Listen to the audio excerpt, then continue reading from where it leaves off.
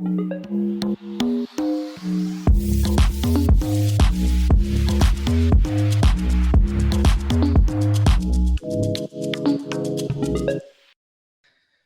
right, welcome in, folks, to another great episode of I've Got a Theory. I'm your host, Henish Pulikal. I've got my guest and friend on, Keith Mintz. Keith, welcome on. Hey, welcome. Thank you.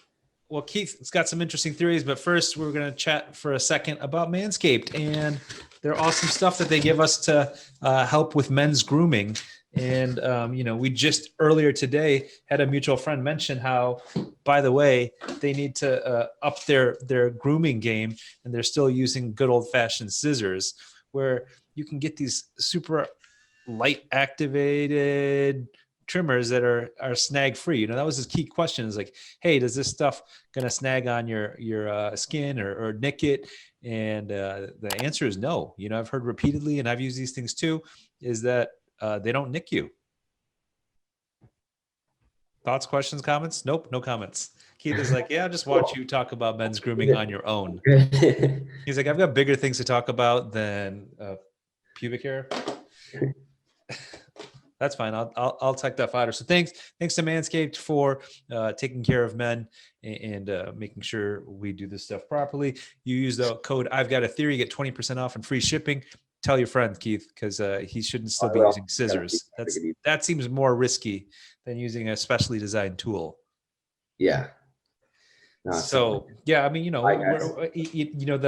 metrosexualization of men has been going on for many years. In fact, yesterday, the reason I don't have a beard today is my wife took me to get my very first spa facial, and that was like a 26 treatments over the course of 90 minutes or 120 minutes, for however long it was.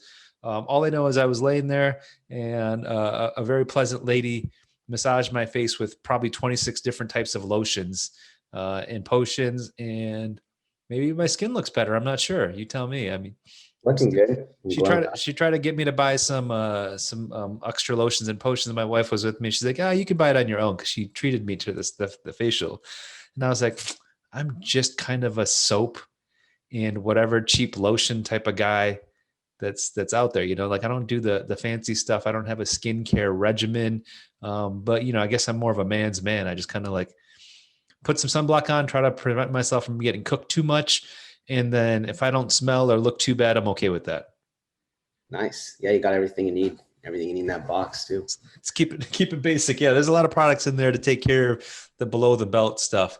But above the collar, that's what people see most of the time, right? Yeah. Well, so anyways, let's get to the meat of this thing. Keith, talk to me about your theory. You've got it on your hat. Tip it down for a second so we can see it. Yeah, it's all is one, and I mean, it's a simple theory with a complex explanation, and how it works and how I see it. But and I'm sure a lot of people have this concept of life as well. But the concept's all is one. We are all one, and we're all connected. And I did start a movement called All Is One Movement. It's like allisonemovement.com, and it's pretty much, it's a mission to bring people together physically and spiritually. And people ask me all the time of like, what does that mean to bring people together spiritually?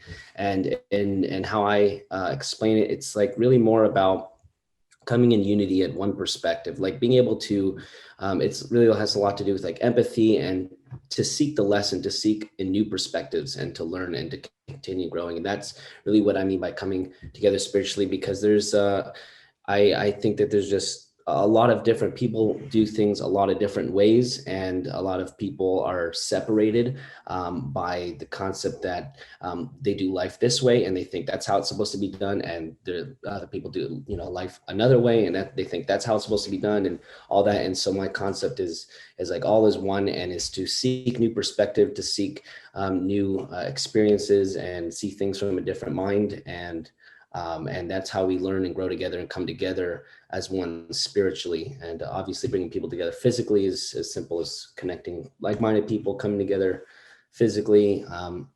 And this journey started, and this concept for me started back in high school. I was sitting in the last year of high school in 12th grade, and I was sitting in psychology class, and I was trying to think, am I going to go to college, or like, what am I going to do And one thought led to next. I was like, what is school? Like, why does it even exist? And like, who created it? And that thought led to, why does the universe exist? Why do I exist? And I started getting it's going really in deep in thought, and started getting like these answers or something. But I was getting answers, and I started taking notes of what I was learning and what I was kind of the conclusions I was coming to. And by the end of the year, I had like 2,000 notes on my phone. I got obsessed with the question why. I got obsessed with trying to understand what makes people who they are. And so after high school, I realized like I'm super passionate. I came up with this business idea in high school from asking why, because every time I saw a problem, I'm like, why does this exist? And then I would try to find a solution to it. And I started working on this business plan for an app back in high school. And so by the time the year ended, I had this business plan for this app and had over 2,000 notes on my phone. I'm like, I love what I'm doing. I'm gonna write a book out of this. So I wrote a book called All Is One: The Power of the Universe. It's on Amazon, and it got really long that it was like 300 pages of notes in like font 10. So I compressed it to 60 pages because I promised myself I'd post it on Amazon. So I did. And from there, I got really into metaphysics, and I got certified in life coaching, CBT, metaphysics. As far as I know, I don't know about all the schools, but the school I go to is like 1,000 students. I'm the youngest certified metaphysician in there, and I'm also on a path of like divine light energy healing that I'm working on getting. And obviously, metaphysics is they nearly have the same concept, like all is one. Like when we die and when we move on, we all end up going back one with God. And how I perceive God is time and energy. The only thing that it's eternal is time and energy. Time doesn't have an end or a beginning, and neither does energy. Is non-destructible or created. And so we're just continually moving forward in motion, and that's what time is, the idea that we're of moving forward in motion. And so So that's Keith, how let me interrupt you. You've gone on for a few minutes here, and that's a lot of information to consume. So what's your mission? What does all is one? What does that message mean to anyone else? So yeah, the mission is to bring people together physically and spiritually, and that's really what it kind of came down to. Like all the conclusions, all the learning, it came down to that. It's like we need to just keep bringing people together. But one of the oldest rules in the book, in the Art of War, and since the beginning of society and civilization and democracy, even, it's always been divide and conquer.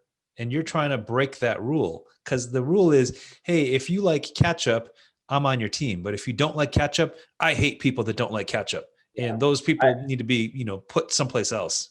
Yeah, I look at it like I think the separation worked for a while, and I mean it works, but only for the short term. I think long term it's not sustainable. Long term, like we still a human nature to come together as a community and learn to get along and come together and learn and grow. And the more that we do that, and I mean, imagine if every person always was seeking a new perspective, seeking the lesson in everything. I mean, we would grow so quick and we'd work together so quick, and we just evolve so much more in power. It's such a tough concept to get people to understand, because you have to get to these different higher levels of needs, satisfying your needs, right?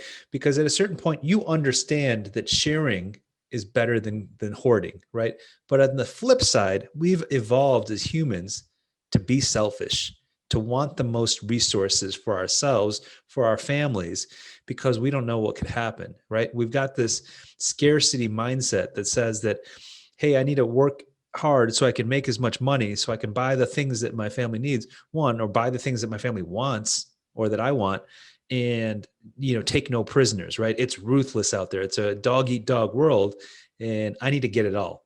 So how do we overcome those base needs of, hey, I need more, even though logically and rationally we should understand that, hey, spreading it around is better, when there's people like Bezos that live with hundreds of billions of dollars, and he's okay with continuing to grow that with minimal sharing going on, right? I mean, the people that need this lesson the most are the least likely to listen to it. Yeah. And I think that like this mission isn't something that's going to carry on for or accomplish that mission just like overnight. This is like years, hundreds of years and stuff. This is a process that's been evolving for very long time. I think we're naturally coming together as one, but it's been, a long time ago. Obviously it started and it created more separation, and then technology came out, separated even more people, and all in different ways. But, if you look at the bright side of things too, it's that people have connected a bit more. And there's been certain movements that shown that, like, obviously Black Lives Matter movement and all that, how years ago, like, people used to separate themselves just by the color of their skin. And, we've overcome that. And it's like, it's just a matter of time that kind of, as we move forward in time, that we one by one slowly start to learn to see each other's perspectives. And not just that, it's just also finding how we can connect with our differences. It's kind of like a puzzle. If we were each a piece of a puzzle, everyone has their own unique ability and everything that makes us different. And that is the same in itself. So it's like kind of coming together like a puzzle. And it's just a matter of finding how we can work together and how we piece that together. Did you know that just this morning I read in the news that a small town in Minnesota approved for a whites only church on the basis of religious freedom? Interesting. Did you know that a majority of the charitable IRS tax-free exempt organizations are racist organizations? Mm-mm. There's incredible things that go on. So when we think that Black Lives Matter has solved the black problem or the minority or the division problem, it hasn't. It's kind of increased the awareness just a slight amount. But we've got so much further to go, and I've got some kind of radical views on this. And just like you, I've asked questions and written notes and thought about things a lot. And imagine this, Keith, think about this. Imagine we didn't spend a third of all of the money that we generate on the planet on building bombs, guns, and tanks to kill each other. Right. Imagine just that one step, that if we could think, hey, if we use some of our money to just make sure that everyone can get fed and clothed and watered and sheltered, we'd have to spend a lot. We wouldn't have to spend as much money on missiles and tanks and lasers and defenders and aircraft carriers. And it's all for greed. It's all for greed, right? That's the only way to explain it. The only reason we have war isn't to defend freedom, isn't to stop people from violating human rights. It's literally a money grab. It's because you've got money under your earth in the form of oil or gold or other resources, and we'll blow you up for it. Yeah. We don't stop any of the atrocities that happen in Africa because there's not enough interest there for us, right? But if it's in the Middle East, best believe we're coming through with some aircraft carriers and submarines and tanks, and we're going to, topple dictators because we want that oil or protect it, because that's a strategic interest to us, right? Mm-hmm. So if all is one, ideally, we would just figure out how to share this and get beyond burning stuff that comes out of our planet and polluting our air and having mass extinctions of humongous amounts of species of animals, because it's not just people that are all one, because I agree with you. Yeah. It's our whole planet that's one, right? Yeah. We can't live without the planet, right? And the planet can't live without animals. Humans themselves, we can make a case that we're kind of not really helpful, except for the advancement of energy, of advancement of understanding, the advancement of the overall goals of life, which is increasing complexity, right? Another theory that we've discussed is the spreading of energy, that organisms and life gets more complicated because we can spread energy effectively, right? Humans arguably are probably one of the best disseminators of energy that exist right now, right? We can consume all this energy and spread it out in so many different ways. Most notably within our mind, to be able to think of creative new ideas, create technologies, create artificial intelligence that can continue on and explore the world, right? Because we're not just one in terms of the planet, we're also one in terms of our whole solar system, right? We can't exist without our moon pushing tides back and forth, right? And having all that life that comes along with that. We can't exist without the magnetic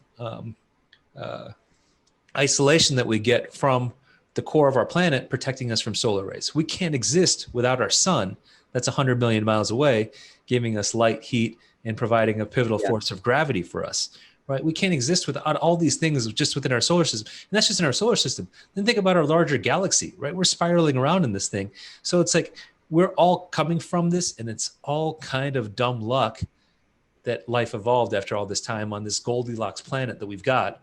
And we don't know of any place else in the universe that has anything like it. We think that it exists, but Yeah. right now we are the Goldilocks spot of everything is just right. And now it's in our hands to either get it right and survive for the next million, 2 million, 10 million years, or screw it up and say, shit, we should have not spewed so much pollution into the air, or made so many bombs, or made so many weapons that just kill each other. Yeah. And that's a whole, yeah, everything you explain, it's a whole nother side of the problem that I haven't really put much attention to, like the physical side. And obviously everything is physically connected, and how everything's kind of like a domino effect, even physically, and just in the space and atmosphere, energetically is all connected.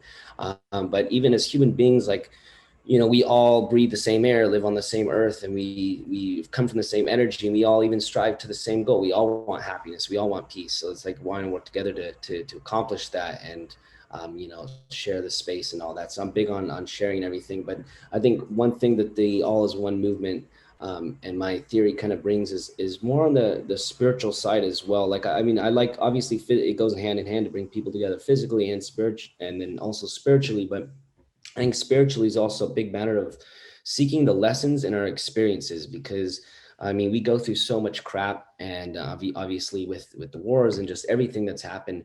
But I think being able to see the lesson and how the result of that is connected to our growth is what I'm also really kind of trying to push for within people, is to be able to create an environment for people, and to encourage people to be more self-aware of their experiences and the results, and what come from it, and what they learn from it, and how they're applying that to their life. Because through my journey, I know, like, every little thing that I've been through, and every experience, even the smallest little things, from driving in a car, or picking up a pencil for someone in a classroom, leads to some lesson or idea or inspiration that has impacted my life in a huge way. And so that there's lessons in every little single thing. And if we can create habits to find those lessons, that the world would be better off, people will be better off, we'll build better relationships, we'll be more self-aware, we'll gain more empathy, and a lot of things in that alignment. So, with what you've learned, what you know, with all the studies that you've done in this field, what's some low hanging fruit? What could, we've talked about this. People should have the interest to learn, but I don't think a lot of people do. Right? We've got a lot of distractions. We've got a lot of concerns. We've got a lot of needs that need to be met. Right? It's kind of like Maslow's hierarchy of needs. Right? First off, we need to have someplace safe to live. Right? If you lost your job because of COVID, that's a concern. Fortunately, they're not evicting people, but that's going to be a concern soon. The second is like, how do we get food and water? Right? Yeah. I can't believe how many Americans, right, the richest country on the planet, have food insecurity. Right? Kids, they have to have meal delivery because kids aren't in school, because there's so many kids that are hungry right now. Right? So there's all these like base level needs of like, how do we even stay alive? That we need to solve first before we can get to the next level of like, who, why, what's my big purpose in life, and all these kind of metaphysical type considerations that you and I can have because we just ate a nice lunch. But there's people that are thinking, shoot, what am I going to do for dinner because I'm hungry? I think that those people and those things, I think again, it's like comes down to all is one. It's all the same thing. I mean, they're going through their experiences, and so it's up to them to find the lesson in their experiences. I don't think like finding purpose in life and all that, I think isn't really separated from those experiences, the people that have to go through those things. I think that's their path, and there's purpose in that, and in what they're doing, even if they're living on the streets. There's there's so many things to learn from even that, and on their path that they're amounting to through their own journey. Because obviously, we're all not the same. We've all gone through different experiences. Every life is unique, and the people who are struggling or appear to be struggling more than other people, I think it's all perspective. I think it's a way of looking at things, and I know that could sound from where I'm standing, I have a good life and a decent life and everything, and I've talked to people about it who aren't in the best place, and who've even have like struggled with mental illness and things like that, and people on the streets. But it's like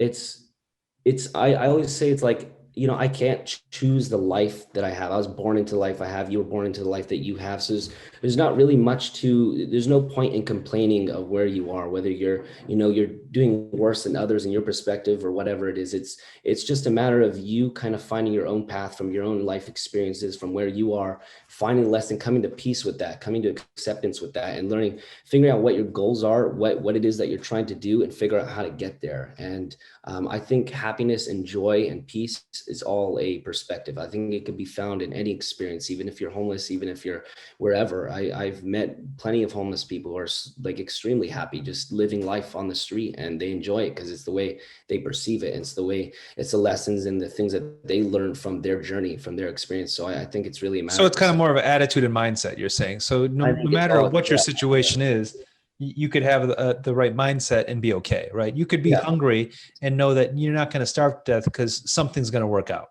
right? It's kind of more of an optimistic outlook on these kind of things.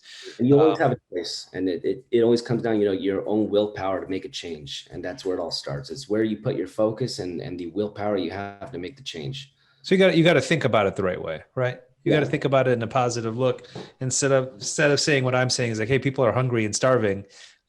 Even though that's accurate, it's hard sometimes to think, right? I know I get hangry, right? If I'm a little bit hungry when we're meeting earlier and I'm like, I got to get some food and then we can talk, because for some reason my brain doesn't work right when I'm low on food. Yeah. And I did a podcast episode with a guy who he has severe like mental illness with like bipolar. And I have personally been around bipolar a lot of times. I have a lot of close friends, even exes, that have bipolar, and to the extreme of it, where they are pretty much homeless and on the street, and they see their life. It's terrible to even watch. But this one guy in the conversation I had, he overcame his mental illness and we had a whole conversation about how it was a matter of him changing his perception about it, how he, had to come to acceptance with it because there's nothing he could do about it. That's just the life he was given for whatever reason. And he had to, find the lesson in it, come to acceptance with it, and grew from it. And now he's helping other people with mental illness overcome it. So, and that became his purpose. It's like now he's helping the other people who have mental illness kind of overcome their struggles and challenges. So it all comes down to change in perception, acceptance, and finding the lesson in things, and it's about mindset. It's about perception. Wow.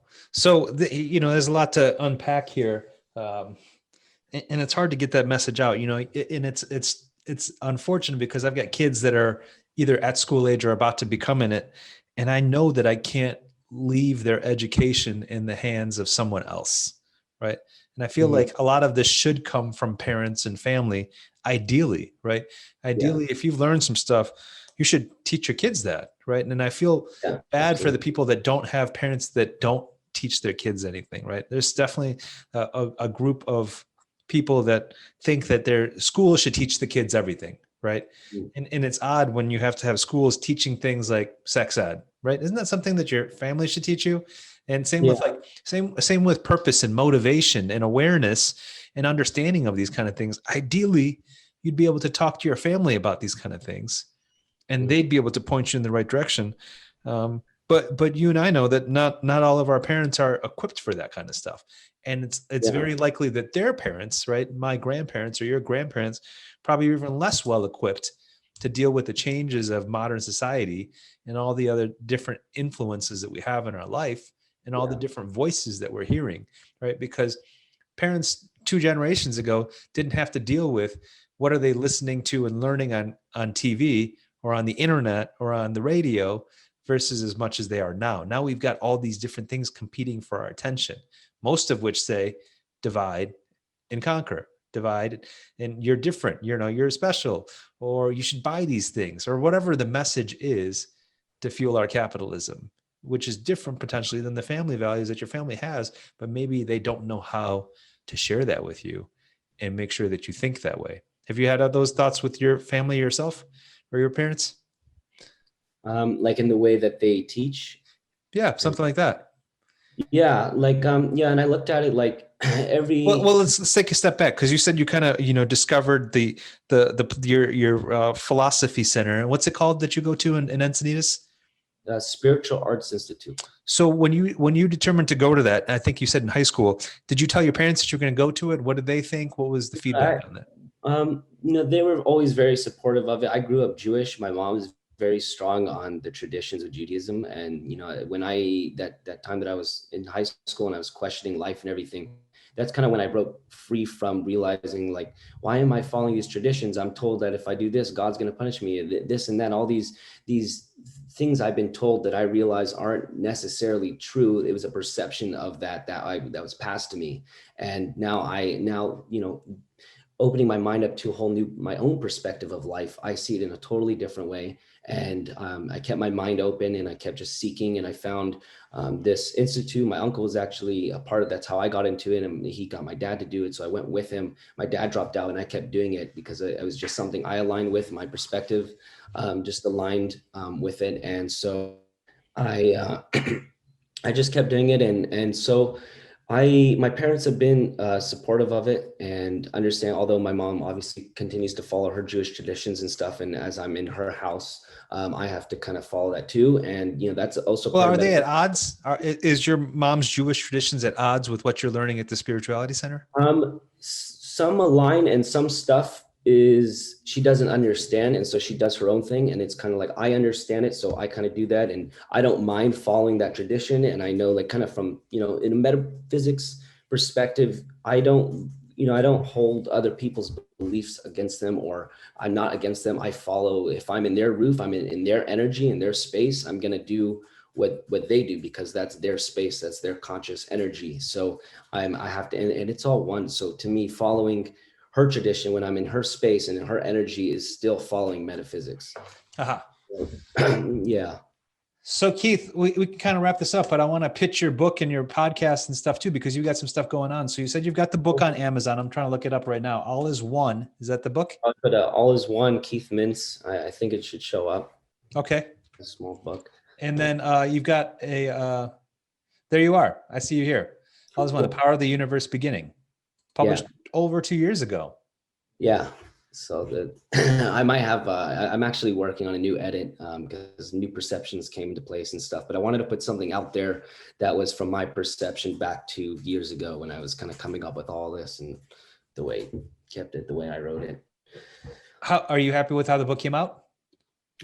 Yeah, it's definitely in alignment. But obviously, new things that I've learned have come up, but I'm working on newer versions and a longer version eventually to come out. Awesome. Well, Keith, I don't want to drag this on, but thank you for being a guest on my show. Thanks again to Manscaped for men's grooming products, and the code I've Got a Theory get you some discounts there. But appreciate you joining on and sharing that. I mean, I wish more people knew your message and had your understanding, especially at your age, because you're young and you understand this. Now it's like, how do we get more people to listen? Yeah, exactly. And I want to just put it, if people want to stay connected who do watch this, go to allisonemovement.com and learn more about it. I have more info about the movement and what I'm trying to do there. So anyways, thanks a lot for having me. Yeah, power to you. Well, if you guys like the episode, please like, comment, subscribe, and we'll catch you soon. Thanks for being a guest, and I've Got a Theory. Cool. Thank you. Have a good one.